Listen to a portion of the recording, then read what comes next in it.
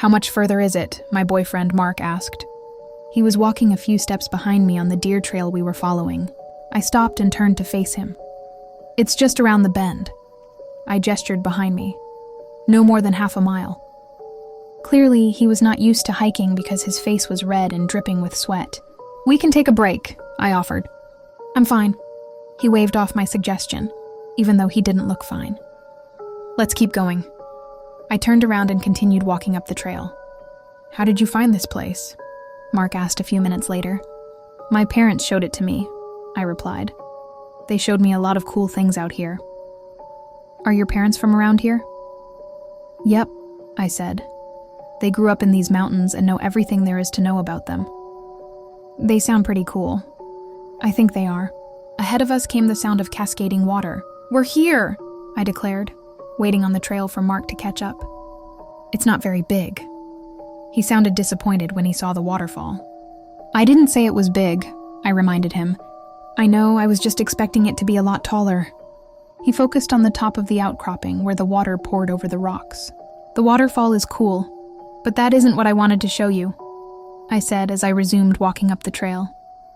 "What I want to show you is behind the waterfall." We kept walking until we were able to climb up the rocks and into the recess that was behind the waterfall. "Voila!" I made a grand sweeping gesture at the hidden cave entrance. "Whoa," Mark sounded impressed. "That is cool. Is it safe to go inside?" "Absolutely." I pulled a small flashlight out of my pocket and shined it before me as I made my way into the cave. Cautiously, Mark followed behind me. "Check this out." I stopped and waited for Mark to catch up before shining my flashlight at the skeletons lying across the floor before us. "Did you know those were here?" Mark's voice trembled. "I did," I declared. "That's Trevor." I shined the flashlight at one of the skeletons. "And that's Gabe." I shined it at another skeleton. "And that's Steven."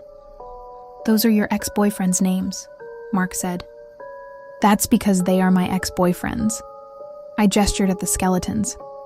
"At least those 3 are. The rest are just hikers and campers." "What happened to them?" Mark started backing toward the cave entrance. "I introduced them to my parents." As soon as I said that, 2 wolves stepped into the cave, blocking Mark's escape route. "The one on the left is my mom, and the one on the right is my dad," I explained.